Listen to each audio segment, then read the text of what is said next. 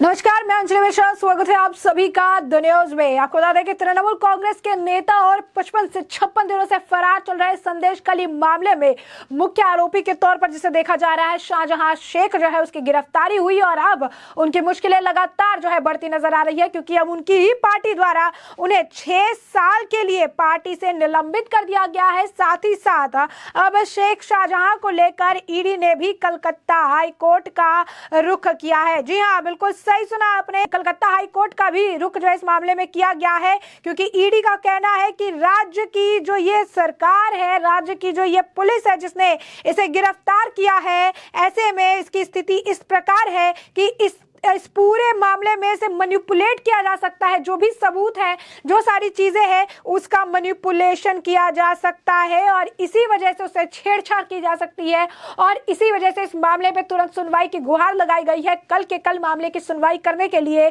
कहा गया है और ऐसे में शेख शाहजहां की मुश्किलें लगातार बढ़ती नजर आ रही है। लगातार अगर आप देखेंगे, पार्टी से पहले गिरफ्तारी हुई, इतने दिनों से फरार चल रहे थे, इसके बाद गिरफ्तारी हुई और गिरफ्तारी के बाद अब आलम देखिए इनका कि गिरफ्तारी के बाद अब स्थिति इनकी खराब होती नजर आ रही है। पार्टी ने भी इन्हें 6 साल के लिए पार्टी से निलंबित कर दिया है, तो दूसरी तरफ ईडी अब इस मामले को लेकर कोर्ट का रुख कर रही है ताकि किसी भी स्थिति में ये बच ना पाए, किसी भी स्थिति में जो है जो भी सबूत है उनसे छेड़छाड़ ना की जा सके, क्योंकि साफ तौर पर तृणमूल कांग्रेस के नेता है, काफी रसूख इनका माना जाता था और कहा जा रहा था कि सरकार जो है ममता बनर्जी की लगातार इन्हें बैकअप दे रही थी और ऐसी स्थिति में अगर शेख शाहजहां को सिर्फ और सिर्फ राज्य सरकार के भरोसे अगर छोड़ दिया जाता है, राज्य सरकार या राज्य पुलिस के भरोसे छोड़ दिया जाता है, तो जो लोग हैं उन्हें इंसाफ नहीं मिल पाएगा,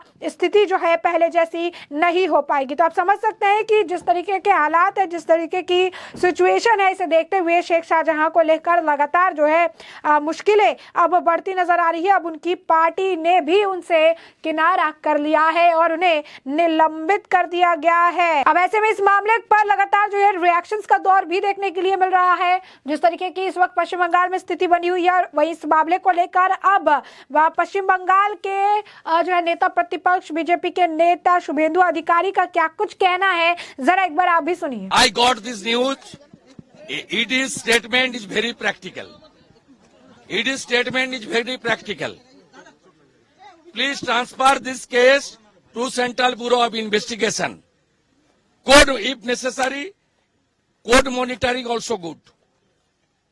The people of Sandeshkhali want justice. They want justice.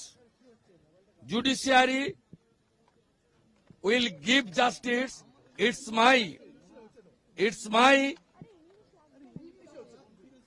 my confidence and पूरा उम्मीद है कि जुडिशियरी ये लोग को न्याय दिलाएगी।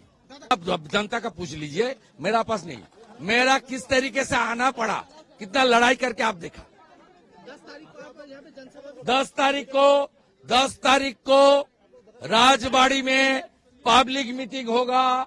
सुबह 10 बजे 12 बजे तक मीटिंग चलेगा। मीनाखा और संदेशखाली का हजारों संख्या के आदमी आएगी और जो माता वीरंगना ने ये लड़ाई में आगे रही उसको, और जिन्होंने फर्जी मामला में ममता की पुलिस जेल में डाली थी, उसको रिसेप्शन देने का काम भाजपा करेगी। उसके साथ है इसका कोई हम लोग का रिलेशन। 5 स्टार कस्टडी, दिन में प्रॉन, रात में मटन। 5 star custody. जैसा कि आपने सुना यहाँ पर कि शुभेंदु अधिकारी कह रही है कि ये केस जो है वो सीबीआई को ट्रांसफर कर दीजिए, ईडी को ट्रांसफर कर दीजिए, क्योंकि संदेशखाली को इस वक्त इंसाफ चाहिए। उन्होंने कहा कि पूरा जुडिशरी जो है कह रहा था कि ये जनता को जो है जस्टिस देगा, इंसाफ देगा और अब 10 मार्च को पब्लिक मीटिंग होगी और जहां पर बहुत हजारों की संख्या में जो लोग हैं वो जो है वहां पर इकट्ठा होंगे और सारे लोग जो है इसे लेकर अपने तरफ से राय रखेंगे, प्रतिक्रिया जो है देंगे। तो साफ तौर पर पश्चिम बंगाल में ममता सरकार के खिलाफ अब आवाज उठ रही है। और यही नहीं, जिस तरीके से अचानक इसकी गिरफ्तारी हुई है और इसका पूरा ठिकाना ये इसलिए कह दिया गया कि रेस्ट्रिक्शन लगाई हुई थी कोर्ट ने, अब रेस्ट्रिक्शन हटी है तो गिरफ्तारी हो गई है।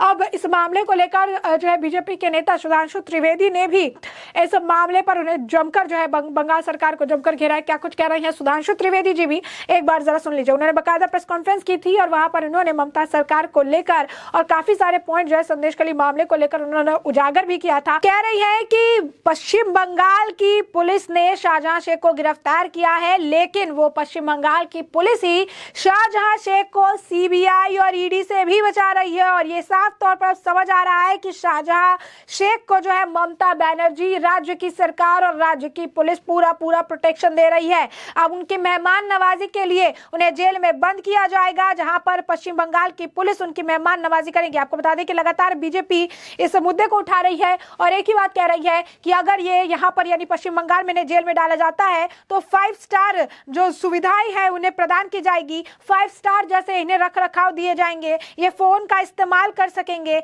ये सारी चीजों का इंटरनेट का इस्तेमाल कर सकेंगे। और ये इनके लिए सजा नहीं बल्कि ये इनके लिए पूरी तरीके से अगर आप कहेंगे कि आरामदायक एक आप कह सकते हैं सिचुएशन होगी। और ऐसे में ये सजा बिल्कुल भी नहीं हो सकती है, क्योंकि साफ तौर पर अभी गिरफ्तारी इसीलिए की गई क्योंकि प्रेशर बनाया जा रहा था, मीडिया सवाल उठा रही थी, बीजेपी इस मामले को लेकर सवाल उठा रही थी। ये मामला बुरी तरीके से जो है ममता सरकार को एक्सपोज कर रहा था और कटघरे में खड़ा कर रहा था। और यही कारण है कि इतना ज्यादा प्रेशर बनने के बाद ममता सरकार द्वारा इस मामले को लेकर जो है एक्शन लिया गया है। और इस एक्शन में भी एक नियत नहीं है, इस एक्शन में भी जो है यहाँ पर भी शाहजहां शेख को पूरा प्रोटेक्शन देने का पूरा प्रयास जो है किया जा रहा है। और इसी वजह से इस मामले को ईडी या सीबीआई को जो है स्थानांतरित कर देना चाहिए, क्योंकि ऐसी स्थिति में ही सच्चाई सामने आ सकेगी और इंसाफ जो है वो संदेशखाली की जनता को मिलेगा। अब देख सकते हैं कि लगातार जो है पश्चिम बंगाल में इस मामले को लेकर जो है पक्ष और विपक्ष में बयानबाजियां